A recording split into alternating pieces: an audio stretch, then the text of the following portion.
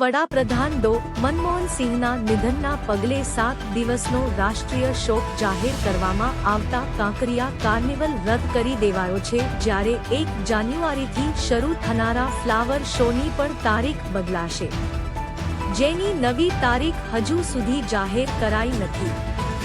શુક્રવારે યોજાયેલી સામાન્ય સભામાં મ્યુન દ્વારા શોક પ્રસ્તાવ રજૂ કરી બોર્ડની કાર્યવાહી પૂરી કરાઈ હતી.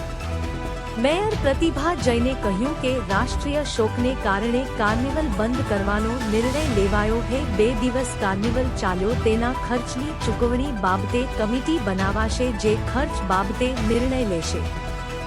આપણા દેશના પૂર્વ વડાપ્રધાન ડોક્ટર મનમોહન સિંહજીના દુઃખદ અવસાન પર હું શોક વ્યક્ત કરું છું.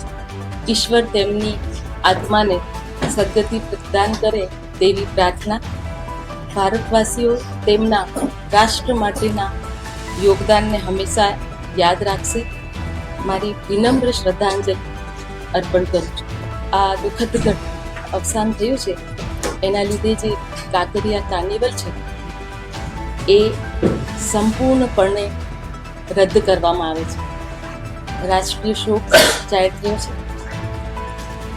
ફ્લાવર શોનું જે દર વર્ષે યોજાતા ફ્લાવર શો માટે જે નવી તારીખ નક્કી કરીને શોકની અવધિ પૂર્ણ થયા બાદ જાણ કરવામાં આવશે અને અમારી ટીમ દ્વારા આ અંગેની તમામ માહિતી સમયસર ઉપલબ્ધ કરાવવામાં આવશે. જે કાંકરિયામાં અત્યારે જે નિઃશુલ્ક પ્રવેશની જે વ્યવસ્થા હતી એ 31 તારીખ સુધી એજીટે રાખવામાં આવશે.